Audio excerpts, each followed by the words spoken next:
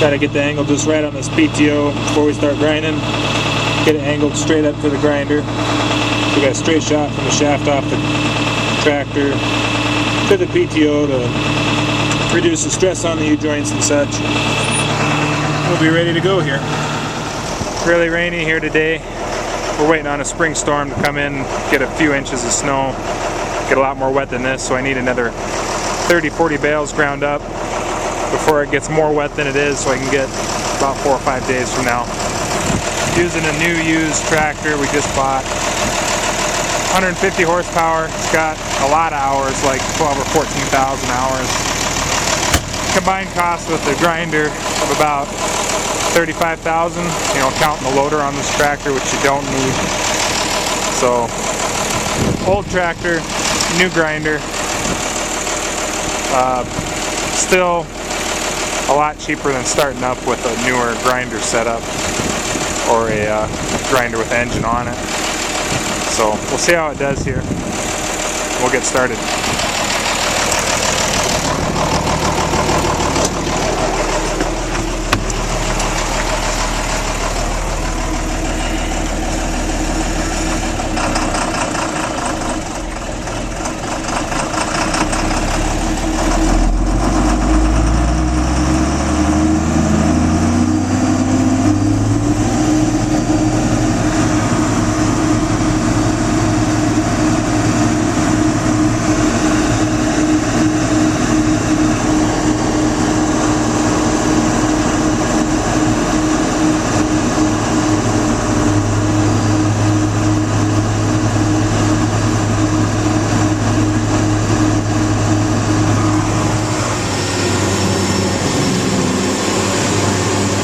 It seems pretty dry. It gets wet on the top and the bottom as it goes through, and I hit some wet slugs, but for the most part the center of the bale is pretty dry.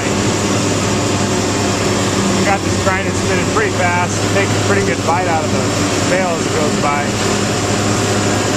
Now this tractor, for having 12 or 14,000 hours on it, it's got some blow by there, but for being made 7 years before I was even born, it does a pretty good job. It's doing more hay, I can tell just from what's coming out of the spout than the 7510 that I was using before in the other videos that I have.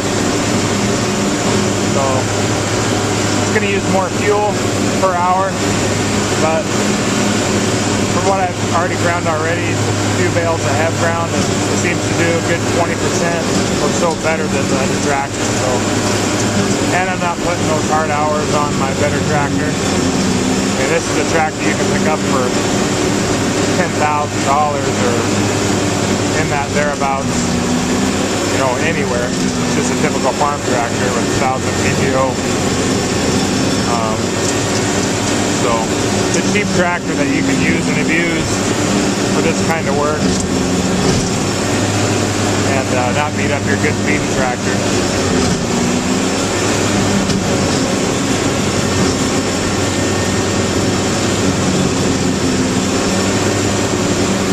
It's getting into that bale I've got in there now. It's a 3-year-old bale, so it's grinding harder and it's wet. Going through there pretty well.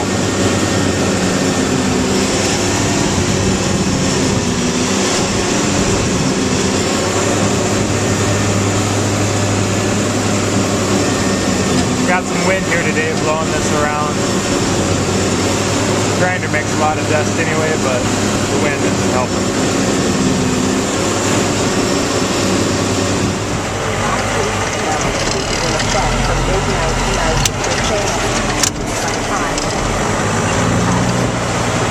Ability in Flushing Lake will make travel difficult tonight through Tuesday night.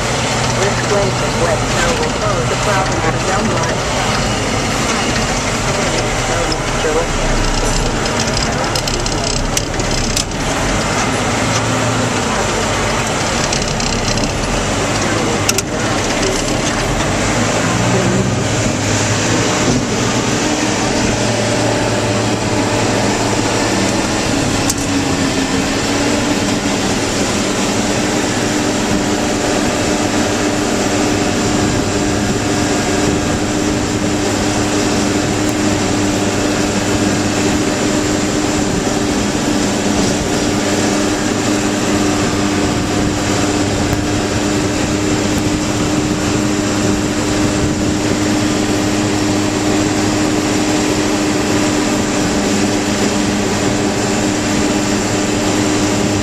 one improvement to my purchase of that grinder, it would be to get the rack that goes above the grinder tub.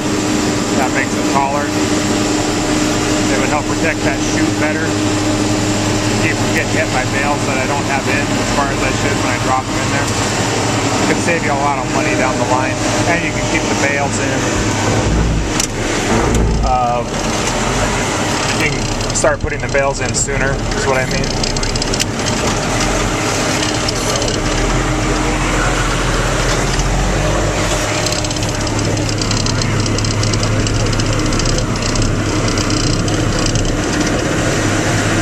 Sometimes when it's wet like this, they get stuck. I think the bottom of the last bale is wet and tacky and it gets stuck on the tub floor. You gotta help it out a little bit.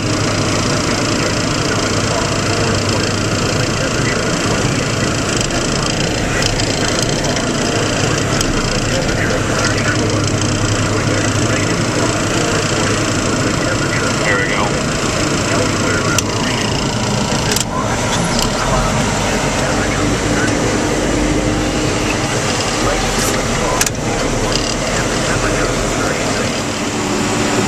Well, there you go.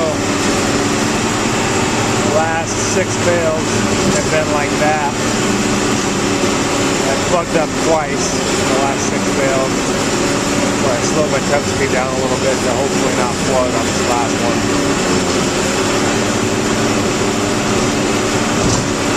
I have the first hour ground 24 bales. Which is a new record for me. The most I've ever gotten in wet hay before was about 14. I think this thing could easily do 30 bales an hour with dry hay. In fact, I got 28 bales an hour the last time I grounded it. And semi-wet, dry stuff. It was kind of erratic hay I was grinding, but overall today I got 36 bales in an hour and a half, so I can't complain about that a bit. That's really good. But we'll see what it does next time.